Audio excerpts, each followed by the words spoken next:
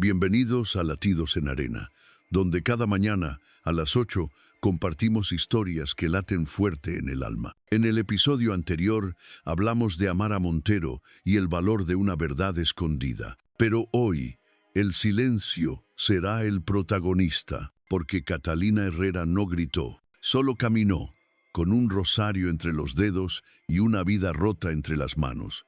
La creyeron sumisa, la entregaron como castigo, y sin embargo, fue ella quien sembró un hogar donde los nombres rotos volvieron a florecer. Quédese con nosotros, porque esta historia no se grita, se susurra y se queda para siempre. Nadie prestó demasiada atención al carruaje polvoriento que se detuvo frente a la posada de doña Carmen Ruelas aquella tarde. Los caballos resoplaban tras la larga travesía, y el cochero apenas murmuró una despedida seca antes de marcharse.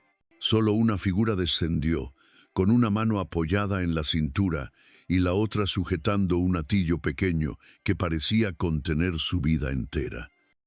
Era joven, aunque el polvo y el cansancio le robaban parte de esa juventud.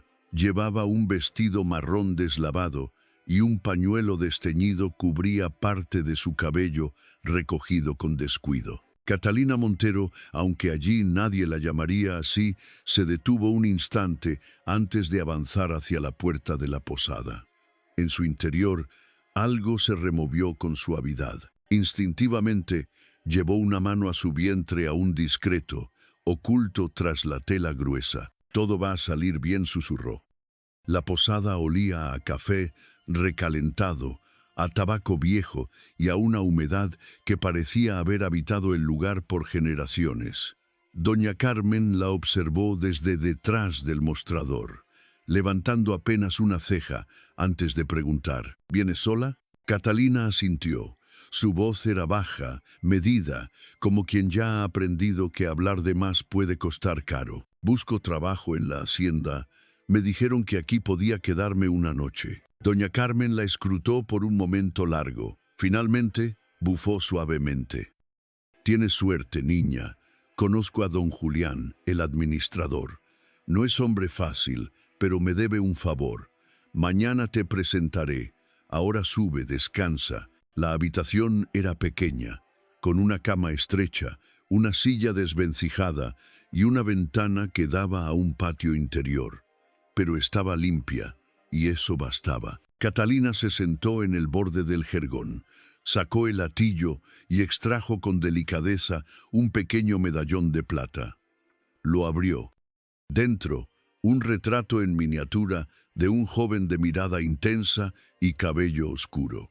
Sus dedos acariciaron el borde con ternura. «Volveré por ti», había prometido, pero las promesas, como las cartas, a veces no llegaban a su destino. Aquella noche durmió mal, sobresaltada por ruidos desconocidos y un frío que no venía del clima, sino de dentro. Al amanecer, los primeros rayos apenas rozaban los tejados de Tequisquiapan, cuando doña Carmen llamó a su puerta. «Arreglat». «Nada de trapos sucios», dijo, dejándole un delantal y una jarra de agua caliente. Don Julián aprecia la limpieza y la discreción. El camino a la hacienda San Miguel de Allende no era largo, pero sí suficiente para que los nervios le apretaran el estómago. Catalina caminaba con la cabeza baja, evitando las miradas curiosas de los vendedores ambulantes y las mujeres que barrían los umbrales. La torre principal de la hacienda se alzaba en el horizonte como un vigía, y a sus pies Catalina se sintió más pequeña de lo que recordaba haber sido nunca. La entrada de servicio estaba en la parte trasera, una puerta de madera reforzada, flanqueada por barriles y cestos vacíos. Doña Carmen llamó 2 veces con firmeza antes de dar un paso atrás. Don Julián apareció con el ceño fruncido, alto, enjuto, de cabellos grises perfectamente peinados. No era un hombre que necesitara levantar la voz para imponer respeto, y esta, una muchacha de Valdeflores. Trabajó en casa del alcalde. Es limpia, callada y no pregunta. «¿Cómo le gusta a usted?». Don Julián la miró de arriba abajo. Catalina mantuvo la vista baja, como había aprendido. Ni sumisión total, ni desafío. Solo obediencia templada. ¿Experiencia en cocina? Sí, señor. 3 años. ¿Y por qué lo dejaste? Un silencio breve. Circunstancias personales. Don Julián entrecerró los ojos, pero no insistió. Empezarás hoy. Doña Matilde te asignará tareas. El pago es mensual. Si cumples, podrás quedarte en los cuartos de servicio. Catalina asintió. No era una oferta, sino un dictamen. Las cocinas eran un mundo aparte. El calor era constante, las voces rápidas, el olor una mezcla abrumadora de leña, grasa y especias. Doña Matilde, una mujer ancha como un horno, le señaló un canasto sin dejar de amasar. Empieza por pelar papas, luego cebollas, y si no lloras, entonces veremos si puedes con el agua del pozo. El trabajo era duro. El cuchillo le dejó los dedos entumecidos, y el vapor le cubría el rostro como una segunda piel. Pero Catalina no se quejó. Cada lágrima retenida era una moneda ahorrada para su hijo. Al final del día, con las manos enrojecidas y las piernas doloridas, volvió al cuartito que compartía con otras 2 muchachas. Se tumbó sin decir palabra. Esperó a que las otras durmieran. Entonces sacó de nuevo el medallón. Lo abrió y por primera vez no lloró. Pero cuando la luna alcanzó su punto más alto, algo la hizo incorporarse. No sabía qué. Solo lo sintió. Caminó hasta la ventana. El aire era fresco. En el patio todo parecía dormido.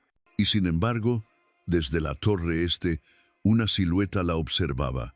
Lejos, pero fija. Catalina no lo sabía aún. Pero esa mirada cambiaría su destino. Esa noche, bajo la luz de una vela, Catalina abre su medallón y besa el retrato de un joven. El primer rayo de sol apenas había comenzado a dorar los muros de piedra cuando Catalina salió al patio trasero con el delantal limpio que doña Carmen le había prestado la víspera. El aire era fresco, cargado con el perfume tenue de las bugambilias aún dormidas, y con el eco de una campana lejana que anunciaba el inicio de la jornada. El patio del pozo era amplio y silencioso. Las piedras bajo sus pies conservaban el frío de la noche. El pozo se alzaba como un guardián cansado, rodeado de cubos, sogas y una rueda que crujía con un sonido que pronto se volvería familiar. Catalina se acercó con cautela, como si temiera romper la quietud del lugar. Sus manos aún dolían por el trabajo del día anterior, pero su rostro mostraba la misma calma de quien ha aprendido a resistir sin aspavientos. Ató con firmeza la cuerda al cubo y comenzó a bajarlo, metro a metro, escuchando el chirrido de la polea romper el silencio matutino. El agua, al ser tocada, emitió un sonido breve, como un suspiro contenido. «Buenos días, señorita Catalina», dijo una voz ronca y amable a su espalda. Ella se giró con una sonrisa discreta. Era don Tomás, el jardinero, un hombre mayor con sombrero de ala ancha y manos curtidas por los años. «Buenos días, don Tomás. Parece que tendremos buen clima». «Eso dicen las nubes». «Sí, pero aquí, en la hacienda, el clima más peligroso no está en el cielo, sino en las torres». Catalina no respondió. Bajó la mirada, pero no con temor, sino con la prudencia de quien ha aprendido a no forzar las confidencias. Don Tomás, como siempre, no insistió. Le bastaba con ver para entender. «Si necesita algo, ya sabe dónde encontrarme», añadió mientras se alejaba entre los rosales que cuidaba con ternura silenciosa. Catalina terminó de llenar el primer cubo con esfuerzo controlado. Aprendía a distribuir el peso para no lastimar al hijo que llevaba dentro. Secó el sudor de su frente con el dorso de la mano y se preparaba para levantar el segundo cubo cuando una sombra más ligera apareció junto a ella. «Déjame ayudarte», dijo una voz suave. femenina. Era Elisa, una de las doncellas de la planta alta, joven pero con una mirada que parecía haberlo visto todo. Sin esperar permiso, se colocó al otro lado de la cuerda y tiró con Catalina. El cubo emergió goteando, pesado, brillante bajo el sol naciente. «Gracias», murmuró Catalina. «Ten cuidado», susurró Elisa, apenas audible. «Ramiro ha estado preguntando por ti, y no precisamente con buenas intenciones». Catalina asintió en silencio, sin preguntar más. En pocos días había entendido que en la hacienda, como en todo lugar donde el poder es viejo, la amistad verdadera se mide en advertencias calladas. Mientras vertía el agua en los barriles de madera, Catalina sintió una presencia, una sensación extraña en la nuca, como si alguien la observara desde lejos. Y no estaba equivocada. En lo alto de la torre del mirador, don Esteban Altamirano se mantenía de pie frente a la ventana, con las manos a la espalda y los ojos fijos en el patio. Tenía 35 años, pero su rostro mostraba la seriedad de alguien que había cargado con más decisiones de las que un solo hombre debería tomar. Su cabello oscuro, salpicado de canas en las sienes, y sus ojos negros parecían más tallados que vividos. Desde su regreso de la capital apenas hablaba más de lo necesario. Pero había algo que lo inquietaba, algo que no lograba apartar de su mente. Esa muchacha la había notado por primera vez pocos días atrás, cargando cubos con una dignidad que desafiaba su estado evidente. Su manera de moverse, la forma en que evitaba las miradas sin bajar del todo la cabeza. Había algo ahí que lo desconcertaba. Una tristeza contenida, un aire antiguo. «¿Los documentos que solicitó, señor?», preguntó Alfonso, su secretario, interrumpiendo sus pensamientos. «Déjalos en el escritorio», Alfonso respondió sin apartar la vista. «¿Puedo preguntar qué encuentra tan interesante en el patio?». Esteban frunció el ceño apenas. «La nueva sirvienta, la embarazada. ¿Sabes algo de ella?». «Catalina Vega, señor. Llegó hace poco. Dicen que es trabajadora, pero hay rumores. Nadie sabe quién es el padre. Algunos dicen que escapó de un escándalo». Esteban no respondió de inmediato. Observó cómo Catalina se inclinaba para levantar un segundo cubo, cómo su figura delgada desaparecía un instante detrás del aljibe. Había algo en sus rasgos que le resultaba inquietantemente familiar. «Averigua más sobre ella», ordenó finalmente, con discreción. «Como desee, señor». Alfonso se retiró en silencio. Esteban volvió a mirar justo en el momento en que Catalina levantaba la cabeza y por un segundo sus miradas se cruzaron a lo lejos. Ella frunció el ceño, sorprendida. Él dio un paso atrás, como si lo hubieran descubierto en falta. Por primera vez en años sintió algo parecido a una conexión, y no sabía si eso lo reconfortaba o lo asustaba. Catalina levanta la vista al sentir que la miran, y sus ojos se cruzan con los del patrón. El día avanzaba entre órdenes, cubos de agua y el olor persistente del caldo que burbujeaba en las ollas de hierro. Catalina intentaba no llamar la atención, pero la atención, como la sombra del mediodía, a veces cae sin permiso. Mientras restregaba un mantel con agua jabonosa en el patio, escuchó el sonido de pasos pesados y una voz aguda que ya había empezado a temer. «Otra vez tú aquí afuera. ¿Crees que puedes holgazanear mientras las demás trabajan?». Ramiro, el mayordomo, era un hombre flaco con rostro anguloso y cejas tan juntas que casi se tocaban. Sus palabras siempre llevaban filo, aunque no alzara la voz. Catalina se puso de pie con el balde aún en la mano. «Estoy cumpliendo lo que doña Matilde me asignó, señor». Ramiro se le acercó, tan cerca que el olor a cigarro barato le invadió la nariz. «Aquí no hay señor, muchacha. Eres criada y harás lo que yo diga. ¿Entiendes?». Catalina bajó los ojos, tragando la respuesta que le ardía en la garganta. Sabía que ningún gesto de dignidad era bien recibido por él. Sí, lo entiendo.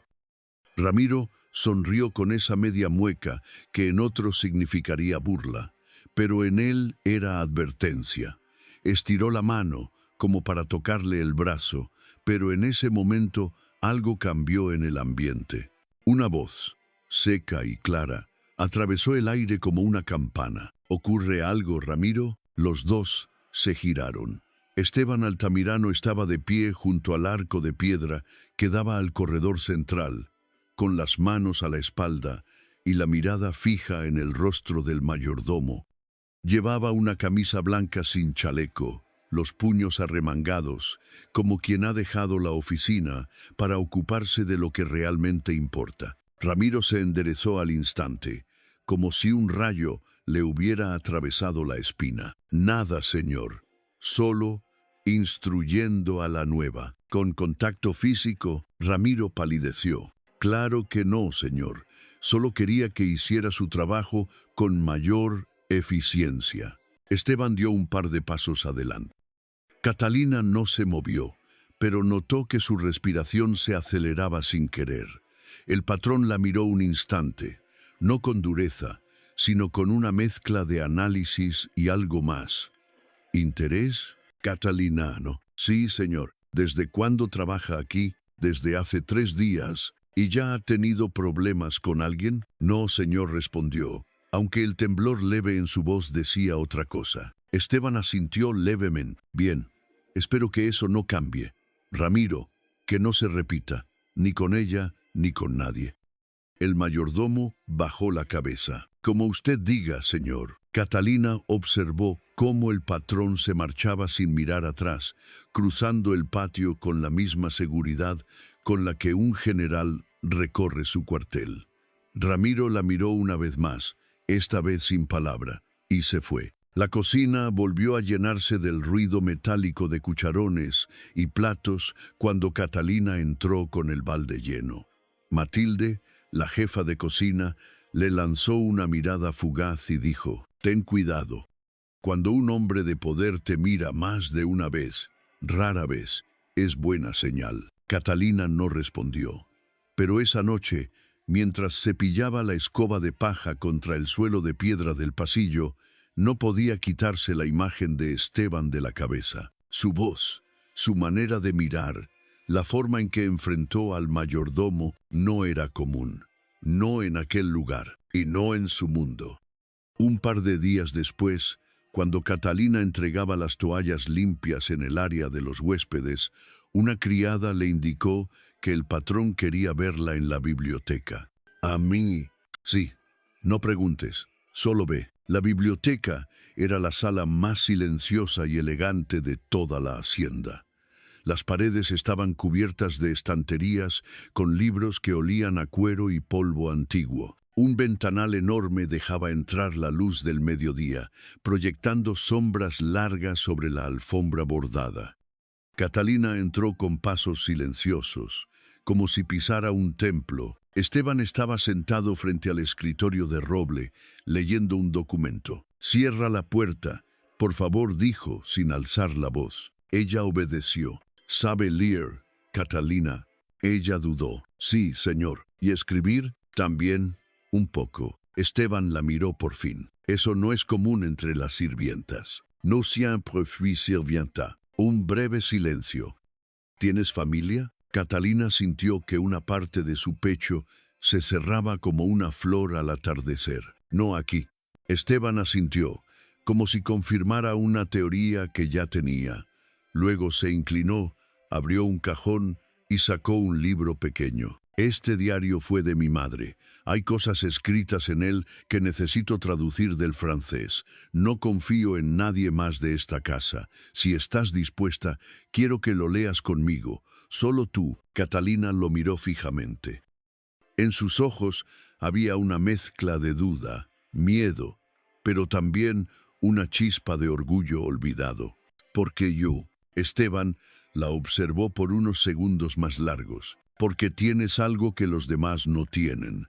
y porque necesito saber en qué confío cuando escucho el silencio. Catalina, sorprendida, acepta leer para el patrón, sin saber que ese libro guarda más que palabras. El salón de la biblioteca olía a madera vieja, tinta seca y secretos sin nombre. Catalina se sentó en la silla frente al escritorio del patrón. Sus dedos temblorosos rozaban las esquinas del cuaderno de tapas, bordadas en cuero marrón. El escudo familiar en la portada, una torre rodeada de laureles, la observaba como si conociera algo que ni ella misma recordaba. Esteban Altamirano se mantenía de pie, a pocos pasos, con los brazos cruzados y la mirada fija en la ventana. No parecía impaciente, parecía expectante. «Puedes comenzar por la primera página», dijo finalmente. Con voz baja, Catalina asintió. Abrió el cuaderno.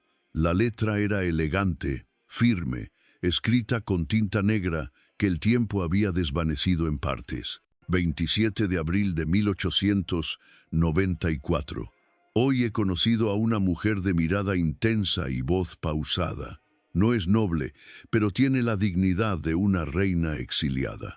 Catalina parpadeó. «¿Quiere que lo traduzca literalmente, señor?» «Sí, tal cual, sin omitir nada». Ella prosiguió, página tras página.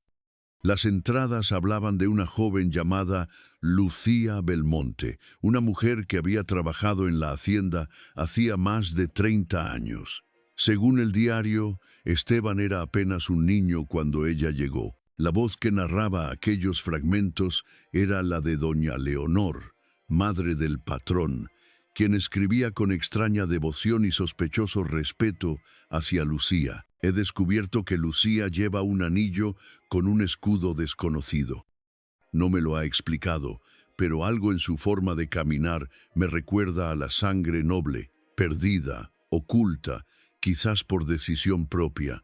Catalina se detuvo. Sintió una punzada detrás de los ojos. Esteban la observó de reojo. «¿Pasa algo?» «No, señor. Solo ese nombre. Lucía. Mi madre se llamaba así». El silencio se instaló como un relámpago congelado entre ambos. «¿Y tu apellido materno?» «Belmonte». Esteban dejó el vaso que tenía en la mano con un golpe seco, aunque sin violencia. «¿Lo sabías?» «No. Yo nunca supe de dónde venía ella exactamente, solo que me crió sola. Nunca hablaba del pasado». Esteban tomó asiento por primera vez. Se inclinó levemente hacia adelante. «Catalina, ¿cuántos años tienes?» 24, señor». El patrón se pasó una mano por la frente. «Eso encajaría». «¿Encajaría con qué?» Esteban no respondió de inmediato. Luego, con voz baja, casi para sí mismo, dijo: «Mi madre fue obligada a exiliar a una mujer embarazada en 1901. No la denunció, pero la ayudó a escapar con algo de dinero y un contacto en el sur.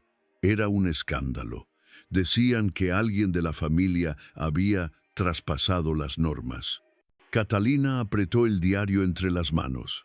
Una sensación tibia, mezcla de angustia y revelación, le subía por el pecho. «¿Insinúa que yo?» «No lo insinúo», dijo él, mirándola con seriedad. «Pero si eres hija de Lucía Belmonte, y si las fechas coinciden, tu sangre lleva parte de esta casa, parte de esta historia». Catalina se levantó lentamente, con las mejillas encendidas. «Yo no quiero nada de esta casa, señor. Solo trabajo, solo paz». «Y sin embargo», dijo Esteban, con suavidad, «esta casa ya te está mirando como a una herida que no cerró bien». Esa noche, Catalina no pudo dormir. Se acostó sobre la colchoneta de lino áspero en el cuarto que compartía con otras 2 sirvientas y miró el techo como quien busca estrellas perdidas. Una voz en su interior repetía: «Belmonte, Lucía, 1901». Como si esas palabras fueran piezas de un rompecabezas que alguien había enterrado bajo capas de silencio y tierra. A la mañana siguiente volvió a la biblioteca. Esta vez Esteban no estaba. Catalina se permitió hojear más del diario. Una página, doblada por una esquina, parecía más gastada. He cometido el error de confiar en Ramiro. Creí que sabría guardar el secreto de Lucía, pero escuché su voz anoche, hablando con el barón de Valverde. Si algo ocurre, que el lector de estas páginas sepa que el peligro está dentro, no fuera. Catalina tragó saliva. Ramiro, el mismo hombre que la hostigaba, el mismo que había trabajado allí desde siempre, ¿sería posible? Un crujido detrás de ella la sacó del trance. Ramiro estaba en la puerta. «Curiosa la nueva, ¿eh?», dijo, con su sonrisa torcida. Catalina cerró el diario con firmeza, lo devolvió a su lugar y se puso de pie. «Solo cumplo con lo que el patrón me pidió». «Claro, claro, pero cuidado, muchacha. A veces los secretos antiguos muerden más que las ratas de este lugar». La miró un instante más, luego se marchó con paso lento. Pero Catalina sintió que, con él, el peligro ya no era una posibilidad, era un hecho. Catalina descubre que el nombre de su madre aparece en el diario y que quizás su historia ya estaba escrita. La hacienda Montevisto, ese día, olía a cera recién pulida y tensión en el aire. Desde las primeras luces del alba, los criados corrían como hormigas, organizando lo imposible, cambiar la piel de la casa sin alterar su esqueleto. Nadie decía por qué, nadie preguntaba, pero todos sabían quién venía. El barón de Valverde, un nombre que no se pronunciaba sin un dejo de temor. Dueño de extensas tierras en Castilla la Vieja, hombre de política, antiguo amigo del difunto padre de Esteban, y sobre todo, vigilante invisible del linaje altamirano. Catalina, en la cocina, frotaba platos sin notar que los dedos se le estaban pelando. Cada golpe de cuchillo, cada cacerola que caía, la hacía estremecer. No sabía por qué, pero su cuerpo ya lo sabía. A las 11, un carruaje negro con emblema dorado se detuvo frente al arco principal. De él descendió un hombre delgado, envuelto en una capa gris perla, con guantes de terciopelo y sombrero de ala corta. Caminaba sin apuro, como quien no teme al tiempo. Lo esperaba Esteban en la galería central. «Barón, un honor tenerle de nuevo por aquí». «El honor es mío, joven altamirano. La casa sigue en pie, aunque no sé si con los mismos cimientos». La frase no era gratuita. Era una prueba. Catalina, desde una columna lateral, observaba sin ser vista. Su intuición le decía que aquel hombre no había venido solo a recordar viejos tiempos. Había llegado a confirmar sospechas o a destruir certezas. Durante la comida, el varón fue amable, sonriente, incluso bromista. Pero sus ojos, pequeños y hundidos, escaneaban a todos como si tomara notas invisibles. Cuando vio a Catalina llevando la sopa, la detuvo con un dedo alzado. «Disculpe, señorita». Catalina se detuvo. «¿Su nombre?» «Catalina, señor». «Catalina». Ella dudó una fracción de segundo. Esteban intervino. «Herrera, Catalina Herrera, contratada hace poco». El varón la miró un momento más. «Herrera, curioso. Tiene la mirada de los Belmonte, aunque supongo que eso es solo una impresión de viejo». Catalina inclinó la cabeza. La cuchara en su mano temblaba levemente. Se retiró en silencio, pero sentía su espalda arder bajo esa mirada de víbora. Esa noche, Esteban la llamó a la biblioteca. Estaba de pie, bebiendo un coñac, junto al fuego. «Catalina, el varón es peligroso, lo sabe todo, o cree saberlo. Si empieza a hacer preguntas en el pueblo, tu pasado saldrá a la luz». «¿Y si ya lo sabe?», preguntó ella con voz baja. «No lo creo, pero sospecha. Y si confirma, usará eso para presionarme». «¿Presionarlo con qué?». «Con lo que siempre presionan los hombres como él: la herencia, el apellido, la supuesta pureza de sangre». Catalina sintió un nudo en la garganta. No quiero ser causa de problemas, señor. Esteban se acercó un paso. Su voz bajó. Tú no eres un problema, Catalina. Eres el espejo que esta casa necesitaba, aunque a muchos no les guste verse reflejados. Al día siguiente, el varón pidió hablar con Catalina a solas. La recibió en el salón de música, cerró la puerta, se sentó frente a ella con sonrisa blanda y mirada afilada. Señorita Herrera, ¿puedo preguntarle por su madre? Se llamaba Lucía Belmonte. Ah, entonces no se molesta en ocultarlo. No tengo nada que ocultar. Todos tenemos algo. Su madre trabajó aquí. Se fue en condiciones dudosas. Le ha contado por qué. No alcanzó a hacerlo. Murió cuando yo tenía 15 años.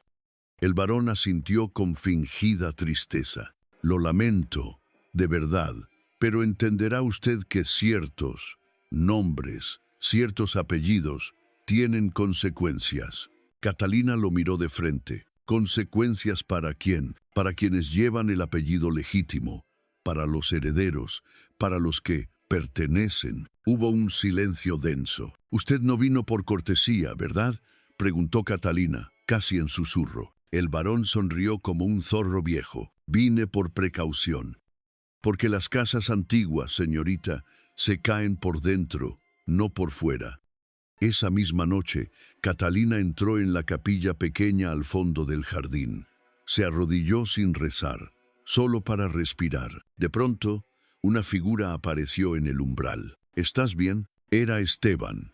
Su voz no tenía órdenes, solo una preocupación apenas contenida. El varón sabe, o cree que sabe, pero su forma de decirlo es como si yo fuera un veneno que se expande. Esteban caminó hacia ella y se sentó en el banco contiguo. No eres veneno, eres verdad. Y eso, en este mundo, asusta más que la mentira. El varón, antes de marcharse, deja una carta sellada. Esto debe abrirse cuando Montevisto decida a quién pertenece de verdad. Los ventanales del salón principal dejaban entrar una luz dorada, filtrada por las cortinas de encaje que llevaban décadas sin ser cambiadas. Catalina, de pie junto a un jarrón de cerámica azul, sentía que el mármol bajo sus pies temblaba más que su pulso. Las campanas del mediodía anunciaban algo más que la hora, el inicio de un juicio no declarado, reunión anual de la familia Altamirano y sus aliados. Más de 20 personas vestidas de lino claro y perfumes costosos llenaban la estancia. Señoras con abanicos de madreperla, caballeros con bastones que no necesitaban, jóvenes herederos con apellidos largos y miradas cortas. Esteban entró sin avisar. No vestía de gala, solo un traje oscuro sin flor ni medalla, pero su paso era firme y su mirada más recta que nunca. A su lado, Catalina. Un murmullo se esparció como una mancha de tinta sobre la tela blanca de la reunión. ¿Es la sirvienta, la mestiza? ¿Qué hace aquí? El barón de Valverde, sentado en el extremo derecho, no sonreía esta vez. Solo observaba. Esteban alzó la voz. Gracias por venir. Esta casa ha vivido demasiado tiempo escondiendo silencios. Hoy hablaré en voz alta. Todos se miraron. Algunos fingieron sorber su copa, otros apretaron los labios. Catalina Herrera continuó: no es solo una empleada, es descendiente directa de Lucía Belmonte, una mujer que fue exiliada por esta misma familia por el delito de haber amado sin permiso. Catalina sintió un escalofrío, pero no bajó la mirada. ¿Insinúas que esa joven es parte de los Altamirano?, preguntó un hombre de bigote perfectamente peinado. No lo insinúo, lo afirmo, replicó Esteban. Su madre llevó en el vientre una semilla que esta casa no quiso regar, pero la semilla creció y hoy está aquí, con dignidad intacta. Una señora mayor se abanicó con furia. Eso es blasfemia. El linaje no se improvisa. Y la sangre se mide. ¿Por qué? Entonces intervino Catalina. por primera vez, por el apellido, por la firma en un acta o por el valor de decir la verdad cuando todos prefieren las apariencias. Un silencio helado cubrió la sala. El varón se levantó lentamente. Esteban, estás jugando con fuego. Prefiero quemarme antes que seguir fingiendo que el hielo de este salón no mata. La tensión alcanzó su punto máximo cuando don Eusebio, el tío más antiguo de la familia, se puso de pie. Nadie esperaba que hablara. Su voz era áspera, apenas un susurro, pero cargada de peso. Yo conocí a Lucía. Tenía más honor que muchos aquí presentes. Si esta muchacha es su hija, merece estar aquí más que los que solo saben esconderse detrás de un apellido. Fue como si alguien rompiera un espejo. No porque todos cambiaran, sino porque ya no había forma de no verse reflejados. Después del discurso, muchos se fueron antes del postre. El varón entregó una carta sellada a Esteban y partió sin decir más. Catalina se quedó en el pasillo. No lloró, no sonrió. Solo respiró hondo, como quien termina de cruzar un desierto. Esteban se acercó. ¿Estás bien? No lo sé, pero ya no tengo miedo de estar aquí. Él asintió. Entonces, ya ganamos. Catalina y Esteban logran reconocimiento ante la nobleza, pero el varón deja caer una amenaza. La historia no termina con una declaración. A veces, comienza. Esa tarde, las nubes sobre Montevisto no parecían querer esperar. Se habían reunido sin permiso sobre el cielo de Castilla, como si supieran que algo iba a nacer o a morir. Catalina caminaba sola por el sendero que llevaba al antiguo establo. Sentía en su vientre un peso distinto, no solo físico, sino profético, como si el hijo que llevaba adentro se negara a nacer en silencio. Detuvo el paso. Una punzada le recorrió la espalda. No, aún no, susurró entre dientes, pero la vida, como la tormenta, no espera. Mientras tanto, Esteban discutía con Jacinta, la cocinera, sobre la carta que el varón había dejado. Nadie la había abierto. Estaba sellada con lacre rojo, pero dentro, lo sabían, no había felicitaciones. De pronto, un mozo irrumpió jadeando. Doña Catalina se fue sola, y parece que ya viene el niño. Esteban no dudó. Tomó su poncho y corrió hacia el establo, bajo los primeros latigazos del cielo. Catalina cayó de rodillas dentro del granero viejo. El olor a heno húmedo la envolvía como un abrazo sucio. No gritó, no podía. Se mordió los labios hasta sangrar, mientras su cuerpo se abría como una grieta en la tierra seca. Y entonces vio el medallón. Estaba en el rincón, cubierto de polvo, colgado aún de un clavo oxidado. El medallón que su madre había llevado. Nadie lo había tocado en años. Lo tomó con manos temblorosas. Y de repente, la memoria habló. Flashback. 17 años atrás. Ramiro Altamirano, joven, elegante, frío, entregaba una bolsa de monedas a Lucía Belmonte, que cargaba un bulto en el vientre. Vete, no quiero escándalos. Es tu hija, es tu problema. Lucía lloró, pero no suplicó. Solo se quitó el medallón del cuello y lo colgó en un clavo del establo donde habían pecado juntos, para que cuando regreses, recuerdes lo que dejaste morir. Fin del recuerdo. Un trueno la despertó. La cabeza de su hijo ya pedía mundo. Catalina gritó, esta vez sí, con todo el miedo, la rabia, el amor acumulado en generaciones de silencio. Y entonces, una voz. Catalina. Esteban entró empapado, con la camisa rota, rodillas sucias. No dudó. Se arrodilló a su lado. No era médico, no era partero, pero era lo que ella necesitaba. Presencia. Mírame, respira conmigo.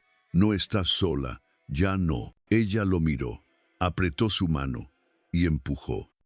El trueno retumbó justo cuando la cabeza del niño apareció, como si el cielo mismo estuviera gritando con ellos. Minutos después, un llanto nuevo llenó el establo. Catalina abrazó a su hijo desnudo contra el pecho. Lloraba, pero no de miedo. Era otra cosa. Era el fin de una cadena. Esteban la cubrió con su poncho. Miró al niño. ¿Tienes nombre? Catalina asintió. Gabriel, como el arcángel que trae buenas nuevas. Esa noche, de vuelta en la casa, Jacinta calentaba sopa sin saber si llorar o cantar. Catalina dormía con el niño en brazos. Esteban abrió la carta del varón. Dentro había una frase. La tierra no se pelea solo con espadas, sino con apellidos y silencios. Y en eso, joven altamirano, ya perdiste. Esteban la arrugó y la arrojó al fuego. Catalina da a luz en el antiguo granero, donde años atrás su madre fue abandonada. Al mirar el medallón, jura no repetir el ciclo de olvido. El sobre llegó una mañana sin viento. Catalina lo encontró sobre la mesa de madera, sin remitente, con tinta desvaída y papel grueso. Lo reconoció de inmediato. Esa textura solo podía venir de Monteverde. Dentro, una sola línea. No te confundas. Un apellido no te da derecho a volver. La letra, aunque anónima, olía a familia, a amenaza, a vergüenza vieja disfrazada de nobleza. Catalina se sentó en la cocina. No dijo nada. Jacinta la observó en silencio mientras amasaba pan. Esteban aún no había regresado del pueblo. ¿Otra carta?, preguntó la mujer mayor sin mirar. Catalina asintió. Quieren que me detenga, que olvide. ¿Y tú? Estoy cansada, Jacinta, pero si me detengo, ¿quién enseña a Gabriel a no tener miedo? Esa tarde decidió volver a Monteverde, no por venganza, no por derechos, solo por dignidad. Vistió de manera sencilla. Se trenzó el cabello como su madre lo hacía en las fiestas patronales. No llevó ni joyas ni documentos. Solo el medallón viejo que Lucía Belmonte le había dejado antes de morir. Monteverde seguía allí, arrogante y muda, como si los años no hubieran pasado, como si el polvo se negara a posar en sus muros. Catalina cruzó la verja sin pedir permiso. La tierra crujía bajo sus pies. Cada paso era una página que no le habían dejado leer de su propia historia. En el salón principal la recibió don Ignacio, sobrino del difunto varón, rostro arrogante de la pureza familiar. ¡Qué sorpresa! Pensamos que ya habías entendido tu lugar. Catalina lo miró con la misma firmeza con la que su madre había enfrentado la tormenta el día que nació. Mi lugar es este, aunque ustedes lo hayan borrado de las actas. Don Ignacio rió. No tienes prueba, no tienes apellido, no tienes testigos. ¿Qué esperas conseguir? Ella no respondió. Caminó hasta la chimenea. De entre los ladrillos sacó una pequeña caja de hojalata, oxidada, olvidada. Esto, dentro, una carta amarilla por el tiempo. Escrito por Ramiro Altamirano, firmado, selado, confesando, reconociendo. Don Ignacio palideció. Eso no tiene validez, pero tiene memoria, dijo Catalina. Y la memoria, a veces, es más poderosa que los sellos. De camino a casa, el silencio era espeso, pero Catalina no lo cargaba como antes. Ahora sabía que el silencio no protegía a nadie, solo escondía la cobardía. Esa noche, Gabriel se despertó con fiebre. Catalina lo sostuvo sobre el pecho mientras lo mecía. Tú no vas a heredar ni las culpas ni los silencios, solo la verdad y el derecho a caminar con la cabeza alta. Al día siguiente, se presentó en el registro civil de Zamora. Pidió una cita, mostró la carta, pidió abrir un proceso. La funcionaria la miró, incrédula. Señora, estos casos no suelen prosperar. Lo sé, pero aún así, quiero que quede constancia. porque no quiero que mi historia se pierda en el murmullo. Firmó el acta con mano temblorosa. Luego salió al aire frío de la mañana. El sol todavía no tocaba los adoquines. Una semana después, Esteban encontró en su buzón un sobre sin nombre. Dentro, una copia de la carta y una notificación de que Catalina sería citada a declarar como posible heredera no reconocida. Cuando se lo dijo, ella sonrió con tristeza. ¿Sabes lo que más miedo me da? ¿Qué? Que en el juicio no pelearemos por dinero ni por tierras, solo por el derecho a decir, yo estuve ahí, yo existí. Esteban la abrazó. Entonces ganaremos. El día anterior a la audiencia, Catalina no pudo dormir. Se levantó a medianoche y salió al campo. Se sentó junto al almendro viejo. Recordó los dedos de su madre lavándole el cabello, las nanas que le cantaba cuando el viento del norte azotaba la choza. La vez que Jacinta la escondió de los soldados en la Carbonera, la mirada de Esteban, cuando la vio por primera vez, con el rostro sucio y los ojos firmes. Si no me reconocen, susurró, que al menos me recuerden. Catalina recibe una carta anónima advirtiéndole que no reclame el apellido Altamirano. Ella decide ignorarla y viaja a la finca Monteverde para enfrentar al sobrino del varón, quien la humilla públicamente. Sin embargo, Catalina encuentra una carta escondida firmada por su padre biológico y decide usarla para iniciar un proceso legal.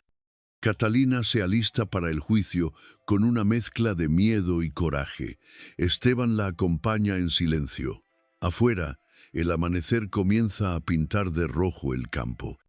La audiencia se celebró en el Juzgado Civil de Zamora, un edificio de paredes gruesas, ventanas altas y olor a tinta vieja. A las 9:00 de la mañana, Catalina se sentó frente al estrado, vestida con un vestido azul oscuro que le prestó Jacinta, con el cabello recogido con una cinta negra. A su lado, Esteban. En su regazo, un sobre con la carta de Ramiro Altamirano. A pesar del calor de la primavera, Catalina tenía las manos frías, no por miedo a perder, sino por miedo a que todo quedara igual. En el salón, unas 20 personas. Entre ellas, un par de periodistas de Zamora, un abogado enviado por la familia Altamirano y un anciano que Catalina no reconoció hasta que habló. Mi nombre es Benito Castañeda. Fui secretario del barón Ramiro Altamirano durante 5 años. Un murmullo recorrió la sala. Don Ignacio, sobrino del barón, tensó la mandíbula. Yo vi con mis propios ojos cómo se falsificaron documentos, cómo se destruyeron cartas. Fui parte del silencio. Por cobardía, pero guardé copias, por si algún día se necesitaban. El juez alzó las cejas. ¿Puede demostrarlo? Benito sacó de su cartera un paquete de papeles atados con hilo rojo. Esteban se inclinó, los recibió con manos temblorosas. Catalina sintió que el aire volvía a sus pulmones. El abogado de los Altamirano intentó invalidar el testimonio, alegando memoria débil por edad, pero el juez no lo permitió. Una verdad escondida no pierde valor por el tiempo, solo espera su momento. Catalina fue llamada a declarar. Subió al estrado, respirando con dificultad, como quien carga años de desprecio, dudas y nombres robados.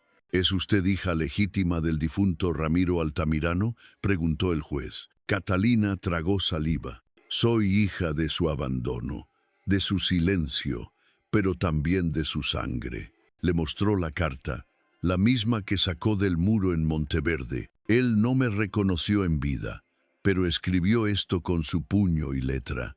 No quiero fortuna ni títulos, solo que se diga, en un papel, que yo estuve aquí, que no fui un error, ni un olvido. El juez pidió un receso. Durante 20 minutos, Catalina y Esteban esperaron en el pasillo. Afuera, el sol pegaba fuerte contra los cristales. Gabriel dormía en brazos de Jacinta. Cuando los llamaron, Catalina pensó en su madre, en lo sola que murió, en lo poco que pidió, solo que su hija pudiera caminar con nombre propio. El juez volvió a sentarse, con un rostro neutro, apenas humano. El tribunal reconoce la validez de los documentos presentados. Reconoce a la señora Catalina Herrera Belmonte como hija biológica del difunto Ramiro Altamirano. Un murmullo de asombro cruzó la sala. Se ordena la modificación de su partida de nacimiento y la inclusión de su apellido en el registro civil. Se solicita, además, la revisión de los bienes familiares para evaluar su derecho sucesorio. El abogado de los Altamirano se levantó, indignado. Esto es una farsa, una trampa emocional. El juez lo miró con calma. No es una trampa, es justicia, de la que llega tarde, pero llega. Catalina salió del juzgado en silencio. Esteban la abrazó sin decir nada.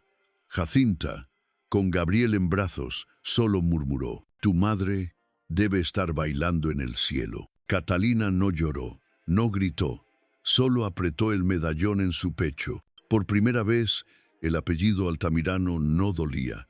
No era una cadena, era una semilla. De regreso a casa, en el tren, Esteban sacó un sobre. «Es un mapa del terreno que fue de tu abuelo. Nadie lo reclama. Está baldío. Le pertenece a quien tenga el coraje de empezar de cero». Catalina lo desplegó. Vio las curvas del campo, un riachuelo, un viejo almendro. Y si plantamos algo allí, no riqueza, sino memoria. En el vagón, Gabriel despertó. «¿A dónde vamos, mamá?». Catalina le sonrió. «A un lugar donde los papeles no valen más que las personas y donde tu nombre será raíz, no sombra». Nicolás le entrega un mapa de terrenos. «Quiero construir aquí el legado de los Montero». Catalina lo toma con manos temblorosas. Y esta vez, con justicia desde el principio. Catalina descendió del tren con el mapa aún en la mano. El terreno que alguna vez perteneció a su abuelo era real y estaba justo frente a ella. Una extensión áspera, salpicada de piedras, con un almendro solitario en el centro. El aire olía a polvo seco y a posibilidad. Esteban bajó con una caja de herramientas. Jacinta venía detrás, con Gabriel dormido sobre el pecho. «¿Aquí?», preguntó la anciana, mirando la vastedad marrón. «Aquí», respondió Catalina con voz firme. Los primeros días fueron de silencio y trabajo. Levantaron una tienda de lona, cavaron una zanja para agua, improvisaron una cocina con ladrillos viejos. Esteban se encargó de las estructuras, Catalina de la siembra. No había mucho, pero lo poco que tenían lo compartían con quienes se acercaban con curiosidad. Campesinos sin tierra, viudas con hijos, jóvenes sin rumbo. «¿Qué están construyendo aquí?», preguntó un muchacho. Catalina sonrió, mientras sembraba semillas de maíz. «Un lugar donde nadie tenga que pedir permiso para tener dignidad». Un día llegó un hombre con sombrero de ala ancha y manos duras. «Me llamo Don Eladio. Administré estas tierras cuando eran de tu abuelo. Nunca nos pagó, nunca nos miró a los ojos». Catalina lo escuchó sin parpadear. «No vengo a pedir perdón por él, pero sí quiero que este lugar diga algo distinto». Don Eladio la miró con recelo. «¿Y por qué habríamos de confiar en ti?». Catalina se agachó, tomó un puñado de tierra, lo dejó correr entre los dedos. «Porque yo también fui invisible». Poco a poco, el terreno se llenó de manos. Levantaron chozas, trazaron canales, enseñaron a leer a los niños. Una mujer trajo gallinas, otra recetas de pan.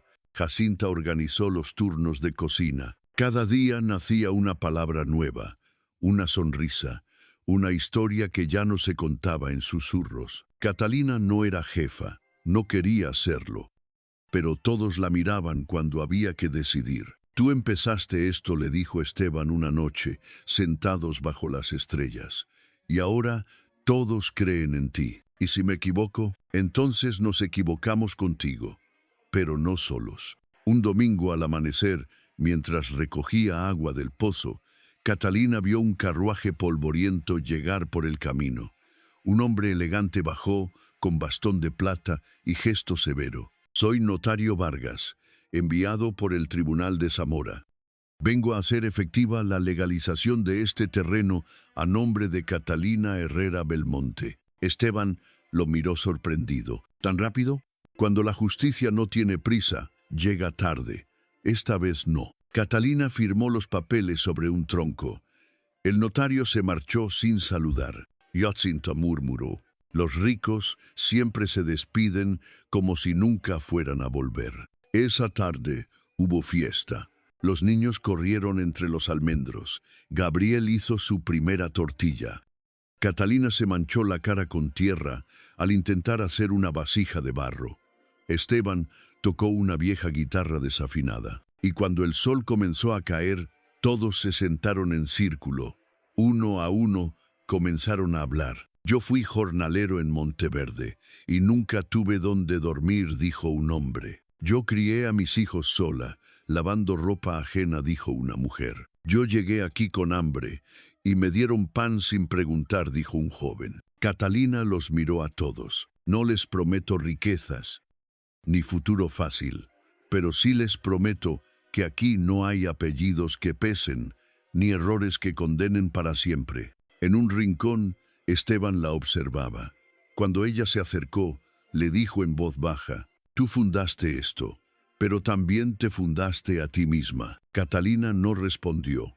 Se limitó a cerrar los ojos por un instante, y en ese instante supo que ya no buscaba justicia, ahora buscaba raíces. Al día siguiente, comenzaron a construir la primera escuela.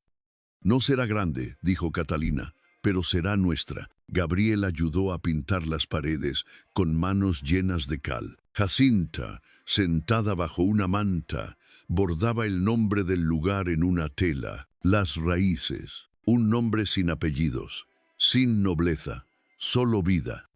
Una noche, Catalina caminó sola hasta el almendro del centro. Se arrodilló. Enterró un pequeño sobre de tela.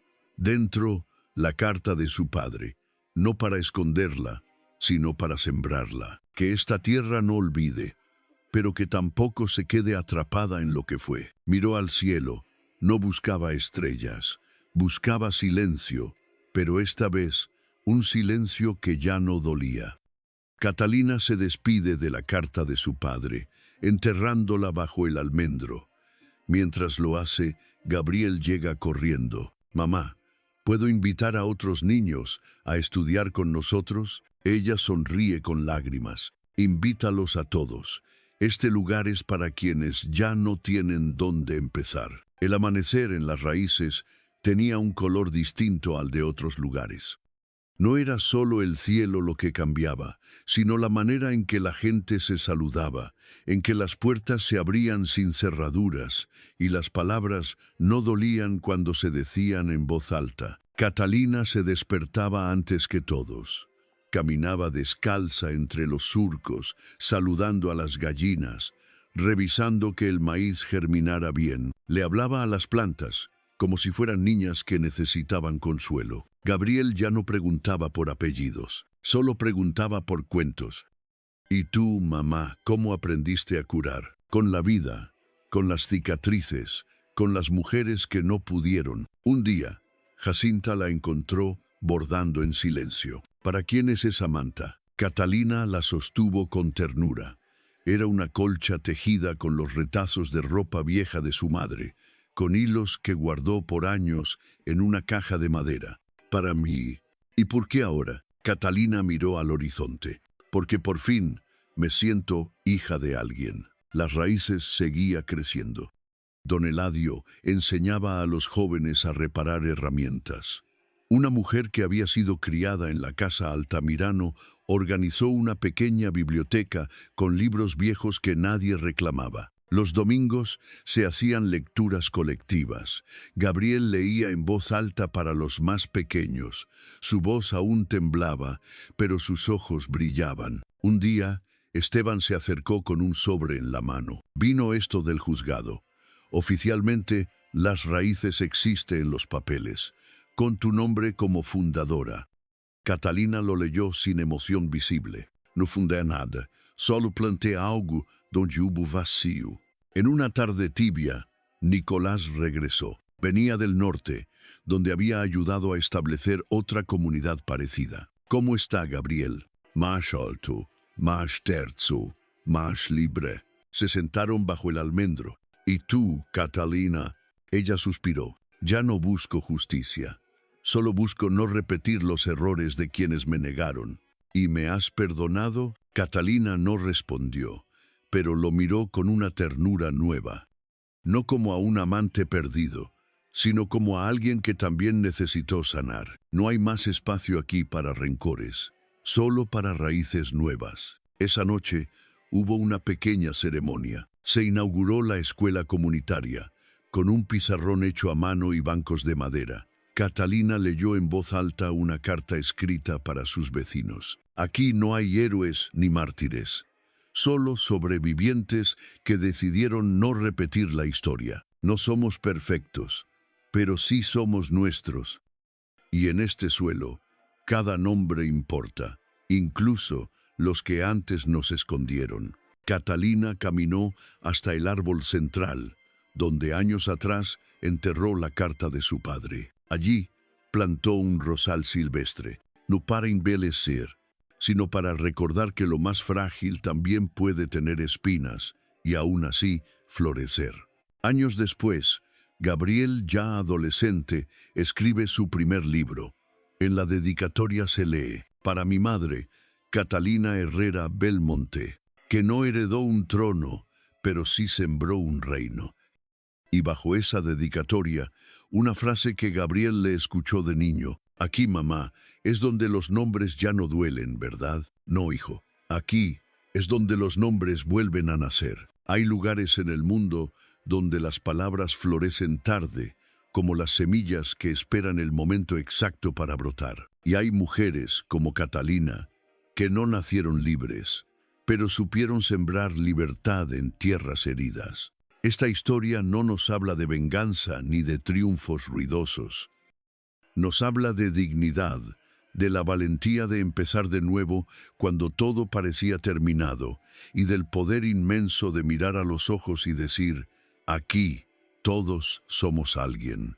Porque en la vida real, fuera de los libros y de las pantallas, también hay las raíces, pequeñas comunidades, amistades tardías, abrazos silenciosos, que nos recuerdan que aún estamos a tiempo de reparar lo que dolió, de ofrecer algo bueno sin esperar nada a cambio.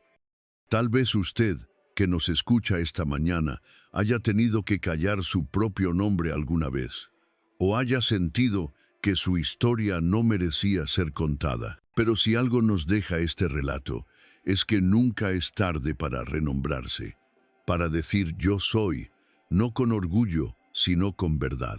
Si esta historia tocó algo en su corazón, lo invito a llevarla consigo, como quien guarda una carta vieja en el bolsillo, o como quien vuelve a plantar algo en un jardín que parecía olvidado. Y si puede solo, si quiere, compártala con alguien que esté buscando sentido. Quizá juntos podamos seguir sembrando esas raíces que no se ven, pero que sostienen el alma de lo que realmente importa.